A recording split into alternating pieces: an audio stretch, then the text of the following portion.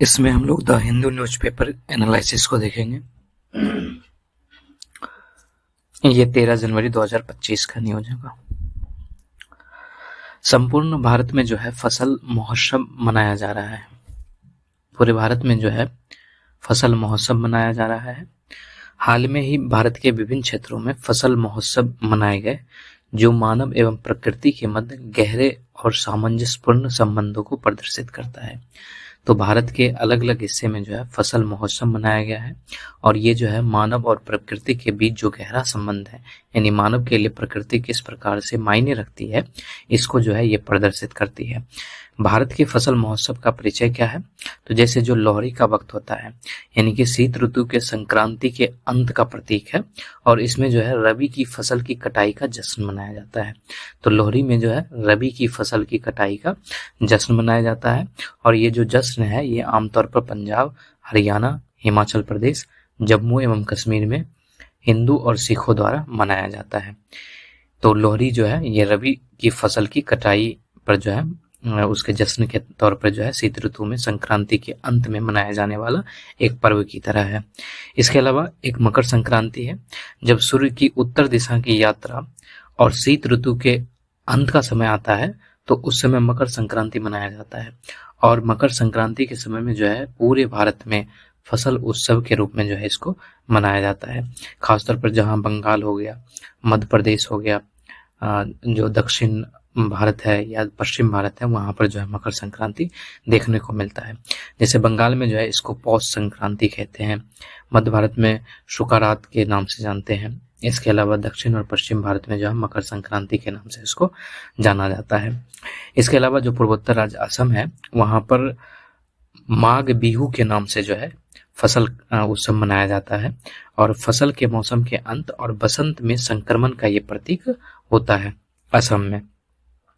इसके अलावा जो है तमिलनाडु में पोंगल नाम से मनाया जाता है। सूर्य देव को समर्पित 4 दिवसीय त्योहार उत्तरायण और फसल के मौसम का प्रतीक है इसमें। और इसमें जो है सफाई भोगी, सूर्य की पूजा यानी सूर्य पोंगल, गायों का सम्मान यानी कि मट्टू पोंगल, और सामाजिक यात्रा यानी कि कामनूम पोंगल शामिल है। तो पूरे भारत में जो है फसल महोत्सव मनाया जा रहा है, और फसल महोत्सव मानव और प्रकृति के बीच गहरे संबंध को दर्शाता है। इसमें लोहड़ी हो गया, मकर संक्रांति हो गया, माघ बिहू हो गया, और पोंगल तमिलनाडु हो गया। इसके बाद जो अगला है वो गंगा सागर मेला को लेकर है। गंगा सागर मेले के आयोजकों ने कई नई पहलों की घोषणा की है, जिनमें वार्षिक तीर्थ यात्रा में भाग लेने वाले तीर्थयात्रियों के लिए प्रमाण पत्र भी सम्मिलित है। तो हम लोग देखेंगे गंगा सागर मेला क्या है। तो गंगा सागर मेला जो है इसको गंगा सागर यात्रा के भी नाम से जाना जाता है, और पश्चिम बंगाल के सागर द्वीप पर बंगाल की खाड़ी में गंगा नदी के संगम पर ये आयोजित होने वाला एक वार्षिक हिंदू धार्मिक महोत्सव है। इसमें जो है पवित्र स्नान कराया जाता है, दीपदान कराया जाता है, ये सारे इसके अनुष्ठान हैं। और ये जो है मकर संक्रांति के दौरान मनाया जाता है। कुंभ मेले के बाद जो है जो अभी मनाया जा रहा है, उसके बाद ये भारत का दूसरा सबसे बड़ा धार्मिक आयोजन है। तो कुंभ मेले के बाद ये भारत का दूसरा सबसे बड़ा धार्मिक आयोजन है गंगा सागर मेला। मकर संक्रांति सूर्य के मकर राशि में प्रवेश का प्रतीक है, और हमें हिंदू धर्म में अत्यधिक शुभ के तौर पर जो है इसे मानना पड़ता है या माना जाता है। इस तीर्थ स्थल की जड़ें जो है प्राचीन है। इसका उल्लेख जो है महाभारत के वन पर्व के रूप में भी मिलता है, और ये मेला जो है कपिल मुनि आश्रम से निकटता से जुड़ा हुआ है, जहाँ भक्त श्री कपिला को श्रद्धांजलि देते हुए बातें की गई है। तो गंगा सागर मेला ये है, वहां पर प्रमाण पत्र दिया जाएगा। इसके अलावा जो है स्वामी विवेकानंद की जयंती को लेकर है। स्वामी विवेकानंद की जयंती के उपलक्ष्य में मनाया जाने वाला राष्ट्रीय युवा दिवस के अवसर पर प्रधानमंत्री ने विकसित भारत युवा नेता संवाद 2025 में भाग लिया। ठीक है, तो जो स्वामी विवेकानंद थे, ये एक भारतीय हिंदू भिक्षु या आध्यात्मिक नेता या फिर दार्शनिक भी हम लोग कह सकते हैं। ये अपने आध्यात्मिक गुरु रामकृष्ण परमहंस से बहुत अधिक प्रभावित थे। इनके बहुत सारे कार्य थे, जैसे कि राजयोग हो गया, ज्ञान योग हो गया, कर्म योग हो गया, ये सारे इनके साहित्यिक कार्य थे। जैसे कि जो राजयोग है ये 1896 में था, और ये आत्म साक्षात्कार के मार्ग के रूप में ध्यान, एकाग्रता और मानसिक अनुशासन पर केंद्रित था। इसके अलावा जो ज्ञान योग है, इसमें मुक्ति पाने के लिए आत्मजांच और अपने वास्तविक स्वरूप की प्राप्ति पर बल देना है। इसके अलावा जो कर्म योग है, इसमें निस्वार्थ कर्म के दर्शन पर चर्चा करता है और परिणामों की लागत के बिना कर्तव्यों को पालन करने के महत्व पर भी बल देता है। और जो कर्म योग है, ये हमारे गीता से जो है मिलता जुलता है। आध्यात्मिक और दर्शन में भूमिका क्या है, तो वे वेदों से प्राप्त दर्शन के एक स्कूल वेदांत के समर्थक थे और सार्वभौमिक भाईचारे और आत्म साक्षात्कार के विचार पर बल देते थे। और ये जो 1893 में उन्होंने शिकागो में विश्व धर्म सम्मेलन में भाग लिया था और विश्व धर्म संसद में उन्होंने अपना प्रसिद्ध भाषण दिया था, जहां पर उन्होंने अमेरिका की बहनों एवं भाइयों के अभिवादन के साथ जो है उन्होंने अपना भाषण शुरुआत किया था, जो आज भी जो है धार्मिक सहिष्णुता, एकता और शांति के संदेश के लिए व्यापक रूप से स्मरण किया जाता है। इसके अलावा 1897 ईस्वी में उन्होंने रामकृष्ण मिशन की स्थापना की। इसके अलावा वो समाज सेवा, शिक्षा, वेदांत दर्शन के प्रसार के लिए समर्पित एक संगठन के तौर पर रामकृष्ण मिशन जो है आज भी जाना जाता है। अगर विरासत को देखें तो उन्होंने पश्चिमी विश्व में वेदांत और योग के भारतीय दर्शन को पेश करने में महत्वपूर्ण भूमिका निभाई है। 12 जनवरी को जो है उनकी जयंती मनाई जाती है और इस जयंती के अवसर पर जो है राष्ट्रीय युवा दिवस मनाया जाता है। और ये जो है यानी कि जो उनकी जयंती आती है, ये युवा को सशक्तिकरण का मार्ग दिखाता है और राष्ट्र प्रगति के लिए एक दृष्टिकोण का निर्माण भी करता है। तो स्वामी विवेकानंद की जयंती ये थी। इसके बाद जो अगला है वो लाल बहादुर शास्त्री की पुण्यतिथि को है और 11 जनवरी को, जैसा कि हम लोगों को पता है, लाल बहादुर शास्त्री की पुण्यतिथि है। अगर हम लोग लाल बहादुर शास्त्री के बारे में जानें तो वे जो है भारतीय राष्ट्रीय कांग्रेस में शामिल हो गए थे और महात्मा गांधी के नेतृत्व में उन्होंने सविनय अवज्ञा आंदोलन में भी भाग लिया था। उनके बचपन का नाम जो है लाल बहादुर श्रीवास्तव था। हालांकि प्रचलित जाति व्यवस्था के विरुद्ध होने के कारण जो है उन्होंने जो ये श्रीवास्तव उपनाम है उसको छोड़ने का मतलब निर्णय लिया था। 1925 में काशी विद्यापीठ वाराणसी में स्नातक की पढ़ाई पूर्ण करने के पश्चात जो है उन्हें शास्त्री की उपाधि दी गई, तो फिर जो है उनका नाम लाल बहादुर शास्त्री हो गया। और शास्त्री की उपाधि उस समय जो है किसी विद्वान व्यक्ति को दिया जाता था, तो इसलिए जो है जो शास्त्री की उपाधि है वो एक विद्वान या पवित्र शास्त्रों में निपुण व्यक्ति को संदर्भित करता है। 1964 में जो है ये भारत के दूसरे प्रधानमंत्री भी बने थे। इसके अलावा जो है इनके कई सारे सुधार हैं, जैसे कि भारत के खाद्य उत्पादन को बढ़ावा देने के लिए उन्होंने 1965 में भारत में हरित क्रांति को बढ़ावा दिया, जिसके कारण जो है खाद्यान्न उत्पादन में वृद्धि हुई और जो विशेषकर जो पंजाब है या हरियाणा है, उत्तर प्रदेश है, वहां पर जो है हरित क्रांति का प्रसार व्यापक तौर पर देखा गया। इसके अलावा 1965 में युद्ध के दौरान ही जो है इन्होंने एक नारा दिया था, जो नारा आज भी प्रसिद्ध है, और ये नारा था जय जवान जय किसान का। और जय जवान जय किसान का नारा देने का ये था कि जवान जिस तरह देश की सुरक्षा के लिए, क्योंकि उस समय युद्ध का समय था, तो देश की सुरक्षा के लिए जिस समय जवान मायने रखता था, उसी समय जो है एक खाद्य युद्ध भी हमारे देश में चल रहा था। तो खाद्य उत्पादन की वृद्धि के लिए उन्होंने किसान को उत्साहित करने के लिए जय जवान जय किसान का नारा दिया था। तो खाद्यान्न की कमी के मध्य सैनिकों के साथ साथ किसानों का भी मनोबल इन्होंने बढ़ाया था। पड़ोसियों के बीच दीर्घकालिक शांति को बढ़ावा देने के लिए ताशकंद घोषणा पर 10 जनवरी 1966 को भारतीय प्रधानमंत्री लाल बहादुर शास्त्री और पाकिस्तान के जनरल अयूब खान के बीच सोवियत संघ की मध्यस्थता में हस्ताक्षर किए गए थे। और वहीं पर कहा जाता है कि एक मतलब इनका निधन हो गया था। 1966 में जो है मरणों उपरांत उनको भारत रत्न से सम्मानित किया गया। सिविल सेवा के लिए जो है लाल बहादुर शास्त्री प्रशासन अकादमी लवासना का नाम जो है उनके नाम पर रखा गया है। इसके बाद जो अगला है वो राज्य लोक सेवा आयोग को लेकर है। हाल में ही उपराष्ट्रपति ने राज्य लोक सेवा आयोगों के अध्यक्षों के 25वें राष्ट्रीय सम्मेलन को संबोधित किया। हम लोग जानते हैं राज्य लोक सेवा आयोग के संबंध के बारे में। तो राज्य सेवाओं में नियुक्तियों के लिए जो है परीक्षा का आयोजन राज्य लोक सेवा आयोग करवाता है। राज्य लोक सेवा में जो है भर्ती, पदोन्नति, स्थानांतरण और अनुशासन कार्रवाइयों पर जो है ये परामर्श भी देता है। इसके अलावा जो है इसके लिए संवैधानिक प्रावधान है, जैसे कि संविधान का जो भाग 14 है उसके अंतर्गत जो है अनुच्छेद 315 से 323 तक जो है इसके लिए प्रावधान दिए गए हैं। और ये प्रावधान संघ और राज्यों के लिए लोक सेवा आयोगों की संरचना, शक्ति और कार्यों को रेखांकित करती है। अध्यक्ष और सदस्यों की नियुक्ति भी, जैसे कि जो राज्य का राज्यपाल होता है वो अध्यक्ष और सदस्यों की नियुक्ति करता है, और ये जो है अनुच्छेद 316 में बताया गया है। जो अध्यक्ष होते हैं उनकी नियुक्ति 6 वर्ष की अवधि के लिए होता है, लेकिन अगर 62 वर्ष की आयु अगर पहले पूरी जाती है तो उनको जो है सेवानिवृत्त कर दिया जाता है। तो 6 वर्ष या 62 वर्ष की आयु तक जो है जो भी पहले हो जाए वो तब तक जो है वो कार्य करते हैं। इसके अलावा जो अध्यक्ष है वो भारत के राष्ट्रपति के द्वारा जो है निम्नलिखित आधार पे समय से पहले भी हटाया जा सकता है, जैसे कि अगर उन्हें दिवालिया घोषित किया गया है। इसके अलावा अगर आधिकारिक कर्तव्यों के अतिरिक्त जो है अन्य रोजगार में अगर वो संलग्न हो गए हैं या फिर मानसिक रूप से अस्वस्थ हैं या उनका कोई दुर्व्यवहार जो है वो सिद्ध हो गया है तो भारत के राष्ट्रपति के द्वारा जो है उनको हटाया जा सकता है। इसके अलावा जो है गुलाबी अग्निरोधक को लेकर है। दक्षिण कैलिफोर्निया में जैसा कि हम लोग देख रहे हैं कि वहां पर जो है वनाग्नि की घटना घट रही है, तो दक्षिण कैलिफोर्निया में अधिकारी वनाग्नि पर नियंत्रण पाने के लिए विमानों और हेलीकॉप्टरों को तैनात कर रहे हैं तथा अग्निशमन में प्रमुख उपकरण के रूप में गुलाबी अग्निरोधी पदार्थ का उपयोग कर रहे हैं। गुलाबी अग्निरोधक के संबंध में क्या है, तो ये एक रासायनिक मिश्रण है जिसे आग की लपेटों को ऑक्सीजन से वंचित करके बुझाने या उसके प्रसार को धीमा करने के लिए डिजाइन किया गया है।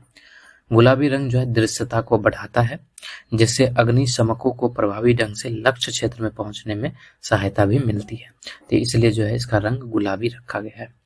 इसके अलावा जो है फॉक्स चेक अमेरिका में वनाग्नि के सबसे अधिक उपयोग किया जाने वाला अग्निरोधक है। ये जो है अमोनियम फॉस्फेट आधारित घोल है जो वनस्पति पर लगाया जाता है और अग्नि को फैलने से रोकने के लिए अवरोध उत्पन्न करता है। शोध से पता चला है कि फॉक्स चेक में क्रोमियम और कैडमियम जैसी जहरीली धातुएं हैं जो जलमार्ग में प्रवेश करने पर मनुष्य और जलीय जीवन दोनों को हानि पहुंचा सकता है। तो इस पे हम लोग जो है विस्तार में देखेंगे बाद में। इसके अलावा जो अगला है वो दुर्लभ मांसाहारी पौधा यूट्रिकुलेरिया को लेकर है। हाल ही में जो है राजस्थान के केवलादेव राष्ट्रीय उद्यान में बड़ी संख्या में दुर्लभ मांसाहारी पौधे यूट्रिकुलेरिया पाए गए हैं। इसको ब्लेडर वॉर्ट्स भी कहा जाता है। ये उद्यान की समृद्ध आर्द्रभूमि जैव विविधता को भी प्रदर्शित करता है। तो यूट्रिकुलेरिया क्या है, तो ये अपने छोटे मूत्राशय जैसे संरचनाओं के लिए जाने जाते हैं, इसीलिए इसको जो है यूट्रिकलस कहा जाता है और ये जो है शिकार को फंसाता है, इसलिए जो है इसको दुर्लभ मांसाहारी पौधा भी कहा जाता है। मूत्राशय के द्वार के पास बाल जैसे उभार और हलचल के प्रति संवेदनशील होते हैं जो बाल होता है। इसके अलावा जो है शिकार को जो है चूसने के लिए जो है ये भी कार्य करता है। इसका शिकार किसका किसका करता है, तो ये प्रोटोजोआ हो गया, कीड़े हो गया, लकड़वा हो गया, मच्छर हो गया, यहाँ तक कि जो टेडपोल होते हैं, ठीक है, वैसे छोटे जीव को जो है ये खाता है, मेढक वाला टेडपोल। इसके अलावा जो है ये झील, नदियों, जल भराव वाली मिट्टी में पाया जाता है। जलीय या अर्ध जलीय परिस्थितियों में जो है इसकी आवश्यकता है। कीट जनसंख्या को नियंत्रित करके पारिस्थितिक विविधता में इसका महत्वपूर्ण योगदान होता है। छोटे जीवों की संख्या को स्वाभाविक रूप से नियंत्रित करके संतुलन बनाए रखने में भी जो है ये मदद करता है।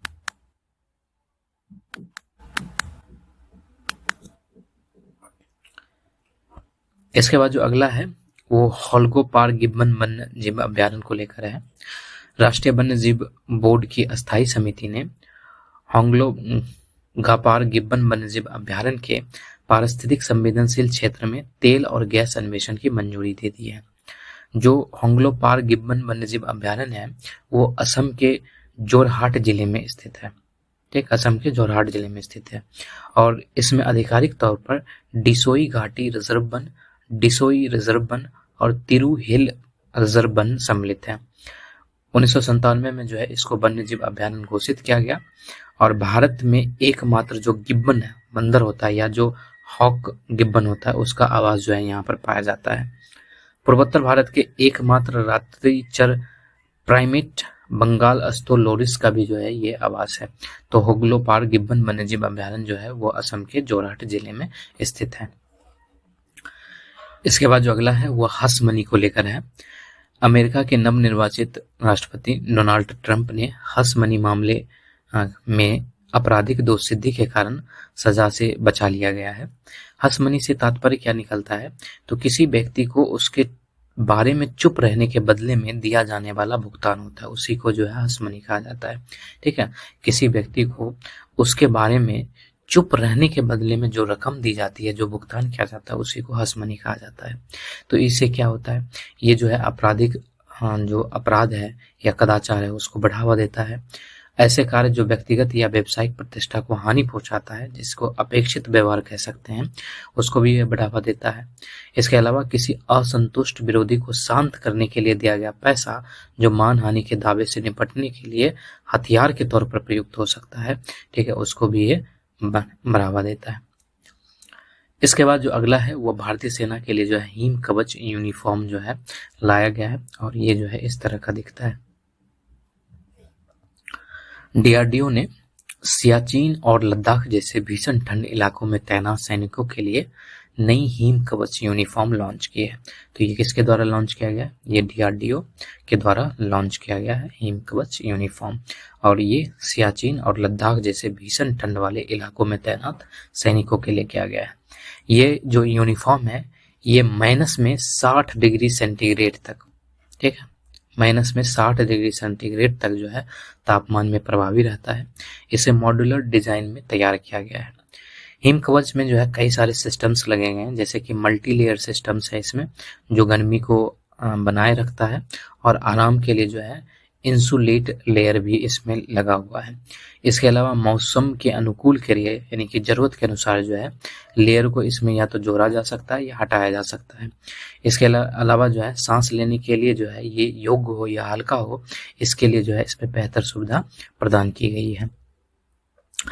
तो जो हिम कवच यूनिफॉर्म है, ठीक है, तो वो एडवांस किस तौर पर है, तो पहले इस्तेमाल होने वाले जो ECWCS सिस्टम था उसकी तुलना में हिम कवच जो है अधिक इंसुलेशन और ठंड से सुरक्षा प्रदान करता है, जिससे जवानों का सियाचिन जैसे इलाकों में काम करना आसान हो जाएगा।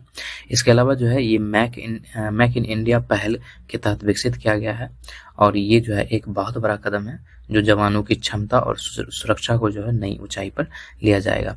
तो डीआरडीओ के द्वारा जो है ये यूनिफॉर्म बनाया गया है, इसको हिम कवच यूनिफॉर्म कहते हैं।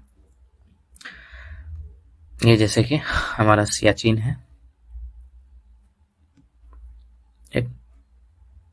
ये जो पॉइंट दिख रहा है ये पॉइंट जो है ये सियाचिन ग्लेशियर है,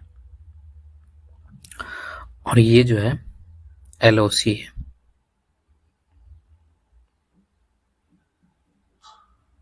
और इधर वाला ये जो भाग है ये अपना हिस्सा है, लेकिन ये POK है, पाकिस्तान ऑक्यूपाइड कश्मीर है, और ये हमारा सियाचिन ग्लेशियर हो गया।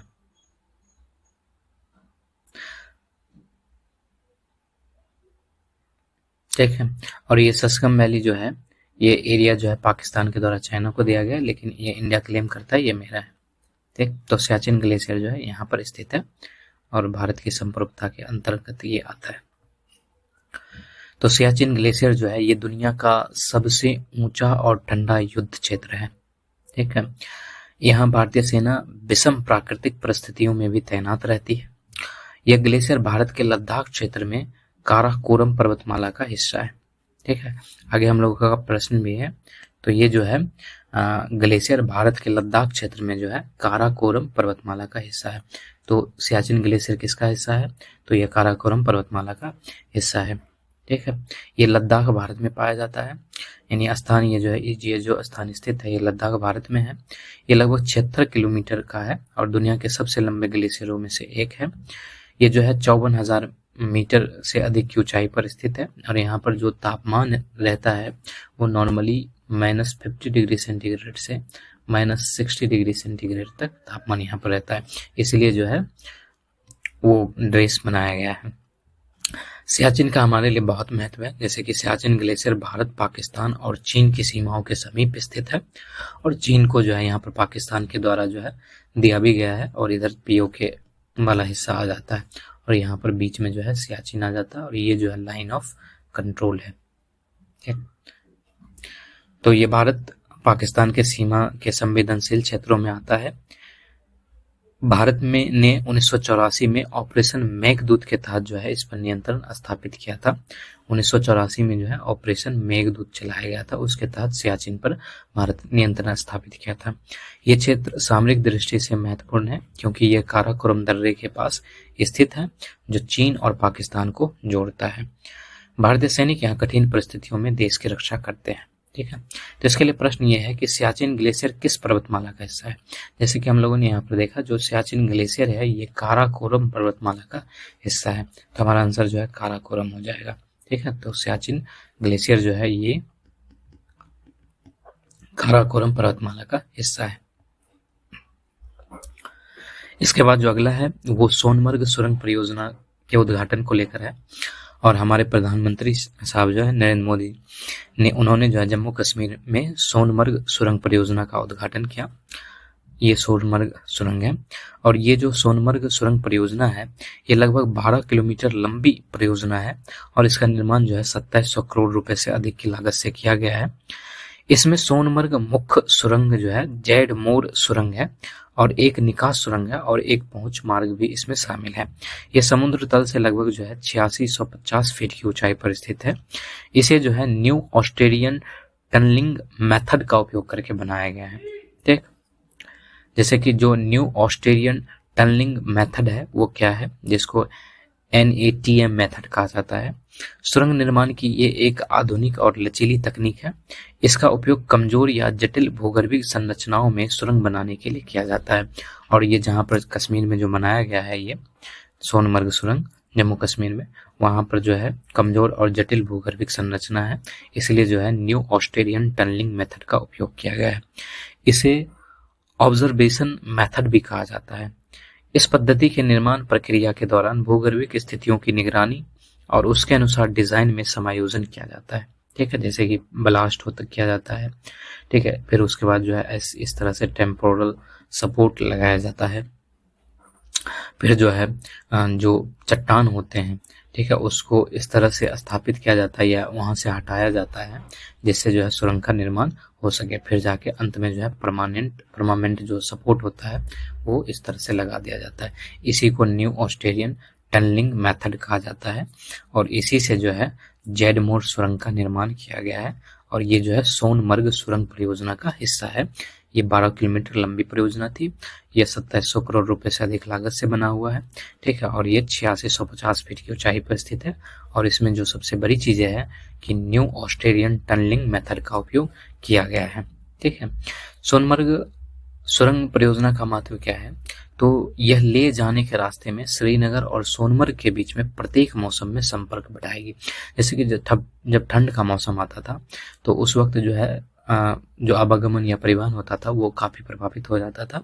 तो ये अब जो है प्रत्येक मौसम यानी सालों भर कह सकते हैं, ये जो ले जाने के रास्ते में श्रीनगर और सोनमर्ग के बीच जो है संपर्क को बढ़ाएगी। यह रणनीतिक रूप से महत्वपूर्ण लद्दाख क्षेत्र में सुरक्षित और निर्बाध रूप पहुंच सुनिश्चित करेगी।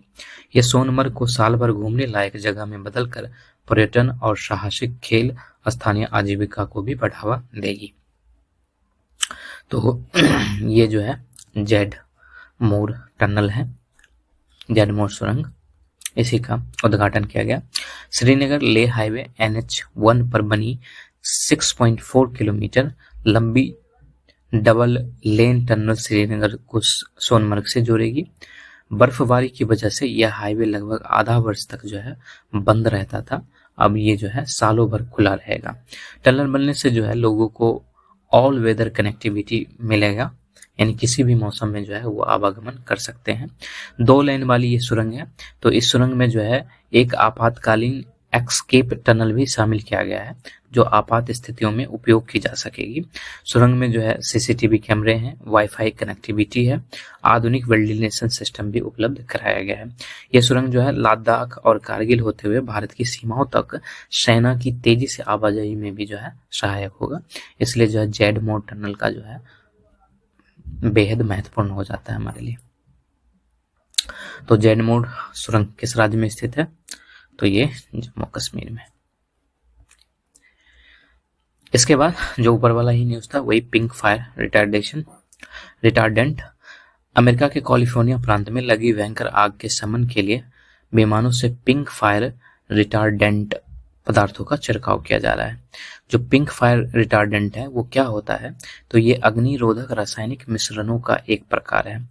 फायर रिटार्डेंट ऐसे रसायनों का मिश्रण होते हैं जिनका उपयोग आग को बुझाने और फैलाने की गति को धीमा करने के लिए किया जाता है। ठीक है, इसका एक और नाम है, इसको जो है जो पिंक फायर रिटार्डेंट है इसको फॉक्स चेक भी कहा जाता है। ठीक है, और इसका खास ये है कि एक गुलाबी रंग का होता है। ठीक है, इससे जो है पता लगाया जा सकता है कि कहाँ तक आग फैला हुआ है। तो इसको जो है फॉक्स चेक भी कहते हैं, गुलाबी रंग का होता है। फॉक्स चेक में आमतौर पर दो प्रकार के लवण पाए जाते हैं, जैसे कि एक डायमोनियम फॉस्फेट पाया जाता है और एक अमोनियम पॉलीफॉस्फेट पाया जाता है। ठीक, इस अग्निरोधक का पानी की तरह आसानी से वाष्पित न होना और लंबे समय तक पर्यावरण में बने रहना जो है एक विशेषता के तौर पर है। और जब ये लंबे समय तक पर्यावरण में बना रहता है तो जो वनाग्नि की घटना है वो रुक जाती है, उस पर नियंत्रण लगता है। आग लगने से पहले वनस्पतियों पर इसके छिड़काव से वे ऑक्सीजन के कारण जलने से बचने से सक्षम हो जाते हैं, उन्हें ऑक्सीजन नहीं मिलता है, इस वजह से आग बंद हो जाता है। गुलाबी रंग का कारण क्या है? तो गुलाबी रंग सर्वाधिक स्पष्ट रूप से दिखाई देने के कारण जो है इसका रंग गुलाबी रखा गया है। अग्निरोधक पदार्थ में आमतौर पर जो है रंग मिलाया जाता है ताकि यह सुनिश्चित हो सके कि अग्निशामक इसे पहचान सके। इससे उन्हें अग्निरोधक पदार्थ के चारों ओर अग्नि रेखाएं बनाने में मदद मिलती है, जिससे जान और संपत्ति को बचाया जा सकता है। ठीक, इसके अलावा जो है डायमोनियम फॉस्फेट क्या है? ये एक शुष्क रासायनिक अग्निशमन एजेंट है। इसका निर्माण जो है दो बुनियादी पोषक तत्वों नाइट्रोजन और फॉस्फोरस से मिला के किया गया है। अगर इसका देखें हम लोग फॉर्मूला तो NH4 HPO4 है। इसके अलावा जो है इसका उपयोग कृषि उद्योग में उर्वरक के रूप में भी किया जाता है। और जो अमोनियम पॉलीफॉस्फेट है ये गैर ज्वलनशील गैसों को छोड़ने की सामग्री के सतह पर एक सुरक्षात्मक परत बनाने और दहन प्रक्रिया को रोकने की क्षमता के कारण एक प्रभावी ज्वालामंदक के रूप में कार्य करता है। और विशेष रूप से प्लास्टिक, कपड़ा, विनिर्माण जैसे उद्योगों में इसका उपयोग किया जाता है। ठीक, इससे संबंधित चिंताएं हैं जैसे कि जो फॉक्स चेक है वो जहरीली धातुओं से युक्त है और ये जहरीली धातु जो है पानी के माध्यम से जो है भूजल को भी दूषित करता है और जब ये इंसान के शरीर में जाता है तो कैंसर जैसे रोग को भी जो है जन्म देता है। इन जहरीली धातुओं में क्रोमियम और कैडमियम शामिल है जो मनुष्यों में कैंसर और किडनी और लीवर की बीमारियों का कारण बनता है। पर्यावरण पर इनका प्रतिकूल प्रभाव अधिक चिंता का विषय है, विशेषकर जब मंदक जलमार्गों में प्रवेश करते हैं तो उपर्युक्त जहरीली धातुएं जलीय जीवन को खतरा पहुंचा सकती है। वर्ष 2009 से वर्ष 2021 के बीच अमेरिका में संघीय, राज्य स्तरीय और निजी भूमि पर 440 मिलियन गैलन से अधिक रिटार्डेंट छिड़के गए, अर्थात आग बुझाने के लिए जो है 400 टन से अधिक भारी धातु पर्यावरण में उत्सर्जित किया गया, जो पर्यावरण के लिए हानिकारक है। फॉक्स चेक की प्रभावशीलता अस्पष्ट बनी हुई है क्योंकि ये बड़े स्तर पर आग लगने पर उपयोग किए जाने वाले कई अग्निशमन युक्तियों में से एक है। आग बुझाने के बाद इसका मूल्यांकन मुश्किल हो गया है। हवाई अवरोधकों की प्रभावशीलता, ढलान, ईंधन के प्रकार, भूभाग और मौसम जैसी पर्यावरणीय स्थितियों पर जो है ये निर्भर हो गया है। जैसे ढलान है, ठीक है, उसके माध्यम से जो है ये नदियों नालों में चला जाता है, फिर वो जो है मनुष्य में या जानवर में जाता है जहाँ पर जो है कई प्रकार के रोग हो सकते हैं। इसके अलावा जो है ये अत्यधिक महंगा अग्निशमन विधि है। इसके अलावा जो है आगे की राह क्या हो सकती है? तो वैश्विक स्तर पर अनुमानतः जो है जंगल की आग का धुआं जो है प्रतिवर्ष 6,75,000 असामयिक मौतों के लिए जिम्मेदार हो गया है। वैश्विक तापमान में वृद्धि के साथ साथ जंगल में आग लगने की घटनाओं में और भी वृद्धि होने की उम्मीद है। इससे हवाई अग्निरोधी पदार्थों का उपयोग अधिक बढ़ जाएगा। इसके लिए पर्यावरण अनुकूल सामग्री और रणनीतिक उपायों को अपनाने में आवश्यकता मिलेगी। इसके बाद जो अगला है वो भारत में निम्न विकास दर को लेकर है। राष्ट्रीय सांख्यिकी कार्यालय NSO द्वारा जारी पहले अग्रिमी अनुमान के अनुसार भारत की वास्तविक सकल घरेलू उत्पाद वृद्धि दर यानी कि GDP वृद्धि दर वित्त वर्ष 2023-24 में 8.2% से घटकर 2024-25 में 6.4% रहने का अनुमान है। इसलिए जो है भारत में निम्न विकास दर आंका गया है। वित्त वर्ष 2024-25 के लिए सांकेतिक सकल घरेलू उत्पाद वृद्धि 9.7% अनुमानित है, जो केंद्रीय बजट में 10.5% के अनुमान से कम है। ठीक है। भारत में निम्न विकास दर के कारण क्या है, जैसे कि जो थोक मूल्य सूचकांक है उसको अपस्फीति कारक के रूप में उपयोग करने के कारण भारत में सकल घरेलू उत्पाद के अनुमानों में विसंगतियां आ रही है। इसके कारण वास्तविक सकल घरेलू उत्पाद के आंकड़े असंगत हो रहे हैं। जैसे कि जो शब्द होता है GDP डिफ्लेटर, तो GDP डिफ्लेटर को इम्प्लिसिट प्राइम डिफ्लेटर भी कहते हैं और जो कि मुद्रास्फीति का एक मापक है। ये किसी अर्थव्यवस्था में किसी विशेष वर्ष में वर्तमान कीमतों पर उत्पादित वस्तु और सेवाओं के मूल्य और आधार वर्ष के दौरान प्रचलित कीमतों के बीच का अनुपात है। यह अनुपात यह दर्शाने में सहायक होता है कि सकल घरेलू उत्पाद में वृद्धि किस सीमा तक उत्पादन में वृद्धि के बजाय उच्च कीमतों के कारण हुई है। डिफ्लेटर अर्थव्यवस्था को मुद्रास्फीति के अधिक व्यापक माप के रूप में देखा जाता है, क्योंकि ये थोक या उपभोक्ता मूल्य सूचकांकों के सीमित कमोडिटी बास्केट के विपरीत उत्पादित वस्तु और सेवाओं की पूरी श्रृंखला को कवर करता है। ठीक।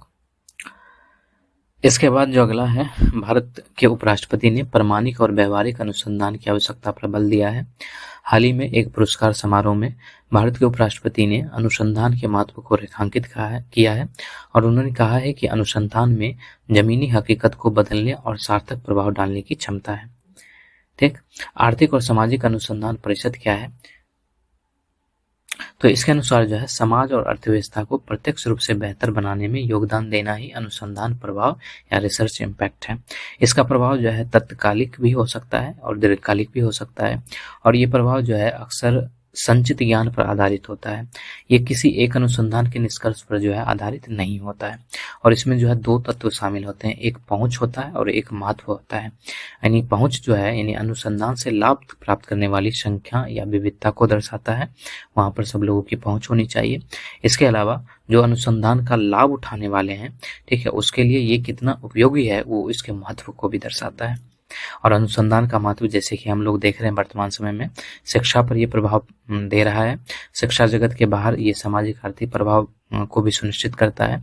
सांस्कृतिक रूप से जो है जो जनजातीय मूल्य हैं या रीति रिवाज की जो विशेषता है उसमें भी जो है अनुसंधान जो है जनजातियों की प्रथाओं को संरक्षित करने में मदद करता है। इसके अलावा जो है आर्थिक तौर पर देखें तो ये असमानता और समृद्धि पर अनुसंधान से भारत को बेहतर राजकोषीय नीति बनाने में मदद भी करता है। इसके अलावा जो है पर्यावरण पे भी इसका प्रभाव पड़ता है। ये ग्लोबल वार्मिंग के प्रभाव को उजागर करता है। स्वास्थ्य के तहत जो है जैसे कि जो जिनोम इंडिया परियोजना है उसके तहत जो है 10,000 जिनोम का अध्ययन किया जा रहा है। इससे रोगों को पहचानने में मदद मिलता है। मतदान संबंधी व्यवहार पर अनुसंधान से उम्मीदवारों को चुनावी रणनीतियां बनाने में मदद मिलती है। तो कहा जाए तो अनुसंधान जो है सभी क्षेत्र में जो है अपना प्रभाव डाले हुए है। भारत में अनुसंधान प्रणाली में सुधार हेतु जो है कई सारी पहले शुरू की गई, जैसे वन नेशन वन सब्सक्रिप्शन है, विज्ञान धारा है, शैक्षणिक एवं अनुसंधान सहयोग संवर्धन योजना है, इम्पेंटिंग रिसर्च इनोवेशन एंड टेक्नोलॉजी है। ये सारे पहल शुरू किए गए हैं। भारत जो है आधिकारिक सांख्यिकी के लिए बिग डेटा और डेटा साइंस पर संयुक्त राष्ट्र विशेषज्ञ समिति में शामिल हुआ है और यह कदम सांख्यिकी आधारित आंकड़ों की प्राप्ति में क्रांति लाने तथा डेटा एवं प्रौद्योगिकी का उपयोग करके तथ्य एवं आंकड़ों पर आधारित निर्णय लेने की भारत की प्रतिबद्धता को दर्शाता है। भारत के लिए इसका महत्व है, जैसे कि अगर ये जो है रणनीतिक अवसर को बढ़ाएगा, जैसे कि ये कदम भारत के देश के भीतर की गई प्रगति को अंतर्राष्ट्रीय लक्ष्यों के अनुरूप रखने में मदद करेगा। इसके अलावा यह विश्व की सर्वोत्तम पद्धतियों से सीखने का भी अवसर प्रदान करेगा। इससे डेटा प्राप्ति, प्रोसेसिंग और विश्लेषण में इनोवेशन को बढ़ावा मिलेगा। इससे नीति निर्माताओं को रियल टाइम जानकारी प्राप्त हो सकेगी, जिससे वे साक्ष्य आधारित निर्णय ले सकेंगे। इससे बड़ी सामाजिक आर्थिक चुनौतियों का समाधान करने में मदद मिलेगा। जो बिग डेटा टर्म है, इसका उपयोग डेटा के बड़े, विधिक और जटिल समूहों का वर्णन करने के लिए किया जाता है। इन्हें प्रभावी तरीके से प्रतिबंधित करने और उनसे आवश्यक जानकारी और अप्रत्यक्ष ज्ञान प्राप्त करने के लिए नई प्रणाली, विधि, एल्गोरिथम और विश्लेषण की आवश्यकता होती है। ठीक है। बिग डेटा में कई सारे तत्व शामिल रहते हैं, जैसे कि स्ट्रक्चर्ड डेटा हो गया, अनस्ट्रक्चर्ड डेटा हो गया और मिक्स डेटा सेट हो गया। ठीक।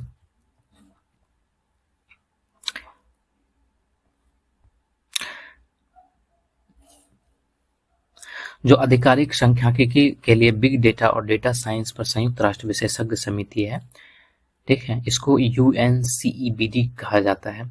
तो इसकी स्थापना जो है 2014 में हुई थी और इसका प्रथम अध्यक्ष जो है ऑस्ट्रेलिया था।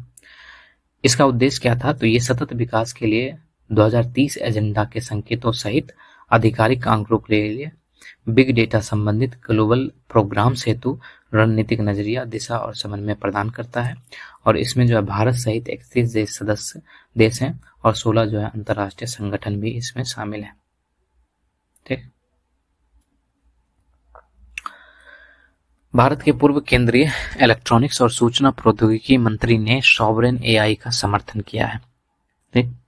सॉवरेन एआई होता क्या है? तो इसे मोटे तौर पर जो है एआई प्रौद्योगिकी और उससे संबंधित डेटा के मामले में देश की अपनी क्षमताओं और उस पर देश के नियंत्रण के रूप में समझा जा सकता है। आमतौर पर जो है इसमें निम्नलिखित चीजें शामिल होती है, जैसे कि एआई तकनीक को कैसे तैनात करना है, उसका कैसे संचालन करना है, एआई तकनीकों को चलाने और डेटा की सुरक्षा सुनिश्चित करने के लिए नीतियों एवं सक्षम कर्मचारी का उपयोग करने के लिए क्या रणनीतियां बनानी चाहिए, वो भी इसमें शामिल है। तो पूर्व केंद्रीय मंत्री ने भारत के लिए अपनी सॉवरेन एआई रणनीति बनाने की आवश्यकता को रेखांकित किया है। उन्होंने कहा है कि आर्थिक हितों और राष्ट्रीय सुरक्षा पर एआई के प्रभाव के मद्देनजर देश में ही एआई की क्षमताओं को विकसित, नियंत्रण और उसका उपयोग किया जाना चाहिए। ठीक है। भारत के लिए जो प्रस्तावित एआई नीति है उसमें government AI plus private AI, इसी को जो है सॉवरेन एआई कहा जाता है। और गवर्नमेंट एआई जो है उसका आशय गवर्नेंस हेतु एआई प्रौद्योगिकियों के उपयोग से है। ठीक है। और जो गवर्नमेंट एआई है उसको मौजूदा डिजिटल पब्लिक इंफ्रास्ट्रक्चर के आधार पर विकसित कर लागू किया जा सकता है। डिजिटल पब्लिक इंफ्रास्ट्रक्चर में डिजिटल भुगतान, बीमा, स्वास्थ्य देखभाल, शिक्षा, कौशल विकास, ये सारे शामिल हैं। ठीक है। तो जब गवर्नमेंट एआई और प्राइवेट एआई मिल जाता है तो उसको सॉवरेन एआई कहा जाता है और इसी का समर्थन जो है पूर्व केंद्रीय इलेक्ट्रॉनिक्स और सूचना प्रौद्योगिकी मंत्री के द्वारा किया गया है। भारत में जो है सॉवरेन एआई के लिए क्या पहल है, जैसे कि इंडिया एआई मिशन है, इसे 2024 में केंद्र सरकार द्वारा शुरू किया गया था। इसका उद्देश्य जो है एआई संबंधी स्टार्टअप को सशक्त बनाना और उनके लिए कंप्यूट इंफ्रास्ट्रक्चर की उपलब्धता को भी बढ़ाना है। तो इंडिया एआई मिशन जो है इसके लिए महत्वपूर्ण है। इसके अलावा जो है जो निजी क्षेत्रक हैं उसके द्वारा भी जो है कई सारे कदम उठाए गए हैं, जैसे टाटा समूह ने अत्याधुनिक एआई सुपर कंप्यूटर का निर्माण करने हेतु एनवीडिया के साथ साझेदारी की है। इसका उद्देश्य इंफ्रास्ट्रक्चर एज एन सर्विस और प्लेटफॉर्म फॉर एआई सर्विस जैसी सुविधाएं उपलब्ध कराना है।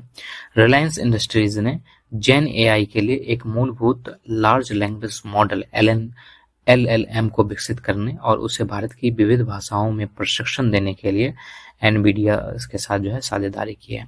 तो जब गवर्नमेंट एआई और प्राइवेट एआई मिल जाता है तो दोनों की योग को जो है सॉवरेन एआई कहा जाता है। इसके बाद जो है सुप्रीम कोर्ट के अनुसार जो है न्याय तक पहुंच का अधिकार जो है वो निरपेक्ष नहीं है, ऐसा कहा गया है। हाल ही में सुप्रीम कोर्ट ने माना कि न्याय प्राप्ति के लिए अदालत की शरण लेने का अधिकार हमारे लोकतंत्र की आधारशिला है। ठीक है। हालांकि ये अधिकार निरपेक्ष नहीं है, इसलिए इस अधिकार का प्रयोग जिम्मेदारी से किया जाना चाहिए। इसी आधार पर सुप्रीम कोर्ट ने एक याचिकाकर्ताओं द्वारा कई निराधार मुकदमे दायर करने के लिए जुर्माना लगाया और कहा कि ऐसे मुकदमे न्यायिक व्यवस्था पर बोझ बढ़ाते हैं। ठीक है, तो सुप्रीम कोर्ट के अनुसार न्याय तक पहुंच अधिकार जो है अब निरपेक्ष नहीं है। ठीक है, निराधार मुकदमे क्या होते हैं? तो वे ऐसे मुकदमे, ठीक है, जिनमें कानून या तथ्य के मामले में कोई तर्कपूर्ण आधार नहीं होता है, ठीक है, उसे निराधार मुकदमा कहा जाता है। और इसका उद्देश्य बस ये होता है कि ये किसी को या तो परेशान करना है या फिर न्यायिक प्रक्रिया में देरी लगाना है या व्यवधान उत्पन्न करना है। और ये सही बात है, ये जो है न्यायालय पर एक बोझ बन जाता है। इसलिए जो है सुप्रीम कोर्ट के अनुसार कहा गया कि न्यायालय तक पहुंच का अधिकार निरपेक्ष यानी एब्सोल्यूट नहीं है। गौरतलब है कि सुप्रीम कोर्ट ने इस मुद्दे को सुब्रत रॉय सहारा बनाम भारत संघ 2014 मामला, दिलीप सिंह बनाम उत्तर प्रदेश राज्य 2010 मामला और केसी थारकन बनाम भारतीय स्टेट और अन्य 2023 मामले में जो है उठाया था। ठीक है, न्याय तक पहुंच अधिकार क्या है? तो यह विधि के शासन का एक बुनियादी ढांचा है।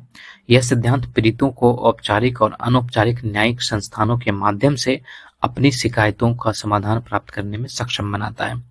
सुप्रीम कोर्ट ने अनीता कुशवाहा बनाम पुष्पा सूदन 2016 मामले में निर्णय दिया कि न्याय तक पहुंच का अधिकार अनुच्छेद 14 के तहत समानता का अधिकार और अनुच्छेद 21 के तहत प्राण एवं देह स्वतंत्रता के अधिकार के तहत जो है ये एक मौलिक अधिकार है। ठीक है, तो न्याय तक पहुंच का अधिकार जो है वो अनुच्छेद 14 के तहत जो है समानता का अधिकार और अनुच्छेद 21 के तहत प्राण एवं देहिक स्वतंत्रता के अधिकार के तहत जो है ये एक मौलिक अधिकार है। ऐसा सुप्रीम कोर्ट ने अनीता कुशवाहा बनाम पुष्पा सूदन 2016 मामले में निर्णय दिया था। ठीक है, और अभी जो है सुप्रीम कोर्ट के अनुसार कहा गया न्याय तक पहुंच का अधिकार निरपेक्ष नहीं है। ठीक है, न्याय तक पहुंच के अधिकार से संबंधित और भी प्रावधान है, जैसे कि संविधान की प्रस्तावना में सामाजिक, आर्थिक और राजनीतिक न्याय का उल्लेख किया गया है। राज्य की नीति निर्देशक तत्व में अनुच्छेद 39A के तहत राज्य को समाज के गरीब और कमजोर वर्गों को निःशुल्क कानूनी सहायता उपलब्ध कराने का निर्देश दिया गया है। मौलिक अधिकारों के हनन की स्थिति में अनुच्छेद 32 के तहत संवैधानिक उपचार पाने के तरीकों का उल्लेख किया गया है। इसी तरह संविधान का अनुच्छेद 226 उच्च न्यायालयों को मौलिक अधिकारों के प्रवर्तन और संरक्षण के लिए रीट जारी करने की शक्ति भी प्रदान करती है। जनहित याचिका क्या होता है? तो इसके तहत जो है लोकल स्टैंडिंग के नियम को उदार बनाया गया है। इससे अब केवल प्रभावित व्यक्ति ही नहीं बल्कि जनहित में कार्य करने वाले व्यक्ति या संगठन भी किसी अन्य व्यक्ति के अधिकारों के प्रवर्तन के लिए याचिका दायर कर सकते हैं। वैकल्पिक विवाद निवारण तंत्र इसके अंतर्गत रखा गया है और ये जो है कम खर्च में कम औपचारिक प्रक्रिया द्वारा शिकायतों के समाधान का माध्यम है। इसके बाद अगला जो है, हाल में ही जो है निर्यातकों ने RODTEP यानी कि निर्यात उत्पादकों पर शुल्क और करों की छूट योजना के अंतर्गत ड्यूटी क्रेडिट की उपलब्धता के मामले में अस्पष्टता पर चिंता जताई है। तो निर्यात उत्पादकों पर शुल्क और करों की छूट योजना क्या है? यह योजना जो है 2021 से केंद्रीय वाणिज्यिक और उद्योग मंत्रालय द्वारा लागू की जा रही है। विश्व व्यापार संगठन के मापदंडों का अनुपालन करने के लिए यह योजना भारत से वस्तु निर्यात योजना के बदले में शुरू की गई।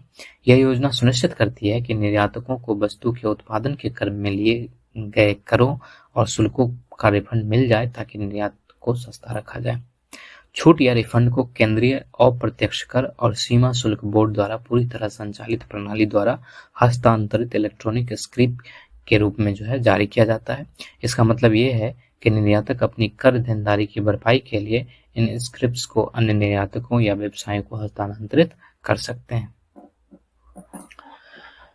इसके बाद जो है औषधि एवं प्रसाधन सामग्री नियम 1945 की अनुसूची M जो है वो चर्चा में रहा है।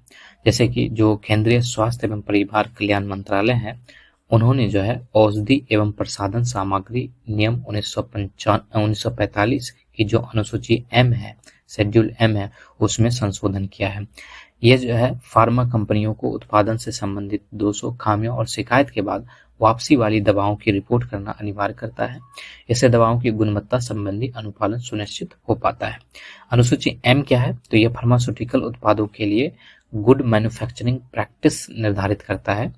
जो गुड मैन्युफैक्चरिंग प्रैक्टिस है वो ऐसा अनिवार्य मानक है जो दवा उत्पादन सामग्री, विधियों, मशीनों, प्रक्रियाओं आदि पर नियंत्रण के माध्यम से उत्पाद की गुणवत्ता सुनिश्चित करता है। गुड मैन्युफैक्चरिंग प्रैक्टिस को पहली बार 1988 में अनुसूची M में शामिल किया गया था। ठीक, भारत स्वच्छ प्रौद्योगिकी विनिर्माण प्लेटफॉर्म जो है चर्चा में रहा है। हाल ही में केंद्रीय वाणिज्य एवं उद्योग मंत्री ने भारत जलवायु फोरम 2025 में भारत स्वच्छ प्रौद्योगिकी विनिर्माण प्लेटफॉर्म का शुभारंभ किया है। भारत स्वच्छ प्रौद्योगिकी विनिर्माण प्लेटफॉर्म क्या है? तो इसे सौर ऊर्जा, पवन ऊर्जा, हाइड्रोजन ऊर्जा और बैटरी स्टोरेज जैसे क्षेत्रों में भारत की स्वच्छ प्रौद्योगिकी मूल्य श्रृंखलाओं को बढ़ाने के लिए डिजाइन किया गया है। यह भारतीय कंपनियों को सहयोग करने, सह नवाचार करने और वित्त पोषण, विचारों, प्रौद्योगिकी और संसाधन को साझा करने के लिए एक मंच के रूप में मदद करता है। यह भारत को संधारणीय और स्वच्छ प्रौद्योगिकी क्षेत्र में एक आकर्षक व्यवसाय मॉडल और वैश्विक स्तर पर अग्रणी बनाने में भी मदद करता है। इसके बाद जो अगला है वो होलोंगपार गिब्बन वन्यजीव अभ्यारण्य को लेकर है, जो कि असम के जोरहट जिले में स्थित है। जैसा कि हम लोगों ने देखा, तो हाल ही में जो है राष्ट्रीय वन्यजीव बोर्ड की स्थायी समिति ने होलोंगपार गिब्बन वन्यजीव अभ्यारण्य के इको सेंसिटिव जोन में तेल और गैस की खोज के प्रस्ताव को मंजूरी दिया है। यह अभ्यारण्य जो है असम के जोरहाट जिले में स्थित है। इसमें आधिकारिक तौर पर डिसोई घाटी रिजर्व फॉरेस्ट, डिसोई रिजर्व फॉरेस्ट और तिरुहुल हिल रिजर्व फॉरेस्ट शामिल है। इसकी स्थापना 1997 में हुआ था। इसमें भारत की एकमात्र गिब्बन प्रजाति हुलॉक गिब्बन प्राप्त होती है। साथ ही इसमें पूर्वोत्तर भारत की एकमात्र रात्रिचर प्राइमेट बंगाल स्लो लोरिस भी पाया जाता है। ठीक है, यहाँ पाए जाने वाले अन्य नॉन ह्यूमन प्राइमेट्स जैसे कि कैप्स लंगूर, रेसस मैकॉक, असमिया मैकॉक, पिगटेल्ड मैकॉक, स्टम्प टेड मैकॉक स्थित है। इसके अलावा जैसा कि हम लोगों ने ऊपर में देखा था यूट्रिकोलेरिया को लेकर, ब्लेंडर वाटर्स को लेकर, तो हाल ही में जो राजस्थान के जो केवलादेव राष्ट्रीय उद्यान है उसमें यूट्रिकोलेरिया नामक पौधे की काफी संख्या में पाया गया है। और जो यूट्रिकोलेरिया है ये दुर्लभ अनोखा मांसाहारी पौधा है और इस पौधे को जो है यूट्रिकोलेरिया नाम दिया गया है क्योंकि इसके छोटे ब्लेडर या यूट्रिकल्स के कारण जो है इसको यूट्रिकोलेरिया कहा जाता है। यूट्रिकल्स के मुहाने पर छोटे छोटे बाल या रोम जैसी संरचना जो है शिकार की हलचल को महसूस करती है। जैसे ही कोई जीव इस रोम जैसी संरचना को स्पर्श करता है तो यूट्रिकल्स का मुंह खुल जाता है और जीव जो है इसमें फंस जाता है। यह पौधा छोटे जीवों का शिकार करता है। इनमें प्रोटोजोआ, कीट, लार्वा, मच्छर, यहाँ तक कि टैडपोल भी शामिल है। इसकी उपस्थिति जो है जैसे कि ये झील, नदियों और जल भराव वाली आर्द्रभूमियों में पाया जाता है और ये जो है जैव विविधता को बढ़ाता है। साथ ही छोटे छोटे कीटों की संख्या को नियंत्रित करके पर्यावरण में संतुलन बनाए भी रखता है। इसके बाद जो अगला है वो इंडो बर्मीज पेंगोलिन को लेकर है। हाल ही में भारतीय प्राणी सर्वेक्षण के वैज्ञानिकों ने नमूनों के आनुवंशिक विश्लेषण के आधार पर पेंगोलिन की एक नई प्रजाति इंडो बर्मीज पेंगोलिन की खोज की है। जो इंडो बर्मीज पेंगोलिन है उसके बारे में हम लोग जानते हैं। ये एशियाई पेंगोलिन की एक विशिष्ट वर्गानुवंशिकी या फाइलोजेनेटिक्स प्रजाति है। ये प्रजाति मैनिडी फैमिली से संबंधित है। इस पेंगोलिन के सल का रंग गहरा भूरा और गहरा जैतूनी भूरा होता है। इसके चेहरे के आसपास का रंग जो है गुलाबी होता है। यह अरुणाचल प्रदेश, असम के कुछ हिस्सों में और साथ ही जो है नेपाल, भूटान और म्यांमार में भी पाया जाता है। इसके बाद जो अगला है वो हाटी जनजाति को लेकर है। हिमाचल प्रदेश में ट्रांसगिरी क्षेत्र की हाटी जनजाति का सबसे बड़ा वार्षिक उत्सव बोरा त्योहार शुरू हो गया है। इस उत्सव को स्थानीय रूप से माघो का त्योहार कहा जाता है। हाटी जनजाति के बारे में हम लोग जानते हैं जैसे कि जो संविधान आदेश अधिनियम 2023 है, संविधान अनुसूचित जनजाति आदेश द्वितीय संशोधन अधिनियम 2023, इसके तहत जो है हाटी समुदाय को जो है एसटी का दर्जा दिया गया है, यानी अनुसूचित जनजाति का दर्जा दिया गया है। कस्बों में हाट नामक साप्ताहिक बाजार के आयोजन के कारण जो है इन जनजाति का नाम हाटी पड़ा है और ये जो है छोटे बाजारों में जो है अपनी उपज को बेचते हैं। इस क्षेत्र को ट्रांसगिरी इसलिए कहा जाता है क्योंकि यह गिरी और टॉन्स नदी के पास स्थित है। यह समुदाय उत्तराखंड और हिमाचल प्रदेश के राज्यों में निवास करती है। ठीक, इसमें हम लोग जो है यहीं तक रखते हैं।